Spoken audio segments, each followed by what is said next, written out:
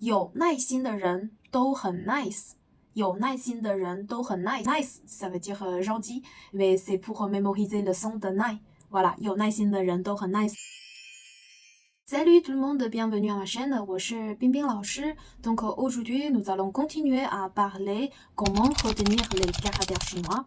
La dernière fois, nous avons déjà parlé 形声字, les caractères picto-phonétiques, ainsi que 会意字, donc les caractères idiogrammatiques composés.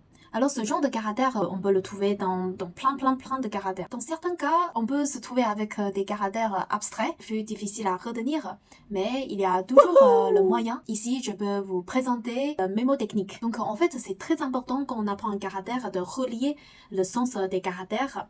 Et puis, il faut créer une image dans la tête, comme ça nous permet de mémoriser. Vous savez que quand on regarde un caractère, si on n'associe pas avec une image, c'est toujours plus difficile. Par exemple, si on a vu quelqu'un, peut-être c'est l'ami de l'ami, on se rappelle très bien son visage, mais on se rappelle plus son nom.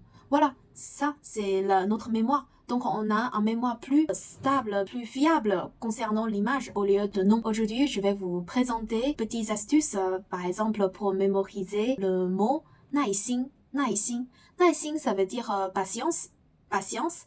Et puis 有耐心, ça veut dire avoir de la patience ou être patient. Donc 耐心, on peut voir à gauche, c'est dans le mot 而且. En plus de la partie droite, c'est 寸. Alors, 寸 signifie pouce. Un tantième d'un mètre, donc équivalent 3,33 cm environ. Donc, c'est une ancienne mesure en Chine, mais je pense que de nos jours, on utilise encore pour les écrans. 比如说电脑屏幕 ou 电视屏幕, on utilise tout de même pouce. Pourquoi c'est 耳 avec 寸? Dans ce genre de situation, on trouve que c'est un peu bizarre. Dans ce cas-là, par exemple, on peut penser 有耐心的人都很 nice. 有耐心的人都很 nice. Nice, ça veut dire gentil, mais c'est pour mémoriser le son de nice. Voilà, 有耐心的人都很 nice. 耐, ça veut dire supporter, endurer. 心, c'est le cœur. Donc, 耐心, ça veut dire un cœur qui est capable d'endurer. Voilà, donc une grande patience. On peut mémoriser de cette manière aussi.